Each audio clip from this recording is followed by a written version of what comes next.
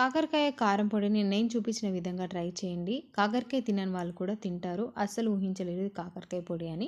ముందుగా కాకరకాయని ఇలా రౌండ్‌గా కట్ చేసుకొని ఉప్పు, పసుపు వేసి ఒక అరగంట సేపు నానబెట్టాక వాటర్ ఊరిన తర్వాత పీల్ చేసి ఇలా పక్క పెట్టుకోవాలి. డీప్ ఫ్రైకి సరిపడా ఆయిల్ తీసుకొని ఆయిల్ హీట్ అయిన తర్వాత కొద్దిగా కాకరకాయ ముక్కల్ని ఆయిల్‌లో వేసుకొని ఫ్రై చేసుకోవాలి. ఇవి మంచిగా లో ఫ్లేమ్‌లో పెట్టుకొని ఫ్రై చేసుకుంటే మంచిగా క్రిస్పీగా అయిపోతాయి. 7-8 నిమిషాల వరకు ఫ్రై చేసుకుంటే ఇలా క్రిస్పీగా అయ్యాక ఆయిల్ నుంచి తీసేయాలి. అదే ఆయిల్‌లోకి గుప్పెడు పల్లీలను కూడా వేసేసుకొని ఆయిల్‌లో మంచిగా ఫ్రై చేయాలి. అవి బాగా ఫ్రై అయ్యాక ఇప్పుడు వీటిని కూడా ప్యాన్‌ల నుంచి తీసి సెపరేట్ చేసుకోవాలి.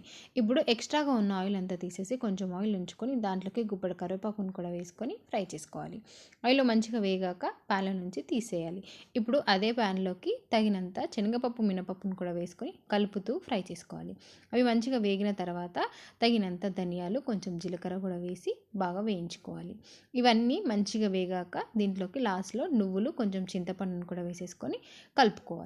ఇవన్నీ మంచిగా వేగాక దీన్ని స్టవ్ ఆఫ్ చేసుకొని పూర్తిగా చల్లారనివ్వాలి. ఇది మొత్తం చల్లారాక మిక్సీ జార్‌లోకి ముందుగా వేయించుకున్న శనగపప్పు, మినపప్పు, ధనియాల పొడి వేసి కొన్ని పల్లీలు, కొంచెం కరివేపాకును వేసుకొని మూత పెట్టి ఒకసారి కచ్చాపచ్చాగా గ్రైండ్ చేసుకోవాలి. ఇప్పుడు మళ్ళీ మూత తీసి పసుపు, ఉప్పు, కారం తగినంత వేసి దీంట్లోకి ఫ్రై చేసుకున్న కాకరకాయ ముక్కలు కూడా వేసేసుకొని మూత పెట్టి పూర్తిగా గ్రైండ్ చేసుకొని ఒక బౌల్‌లోకి వేసి పక్కకు పెట్టుకున్న కొంచెం కరివేపాకు, కొంచెం పల్లీలను కూడా వేసుకొని కలుపుకోవడమే.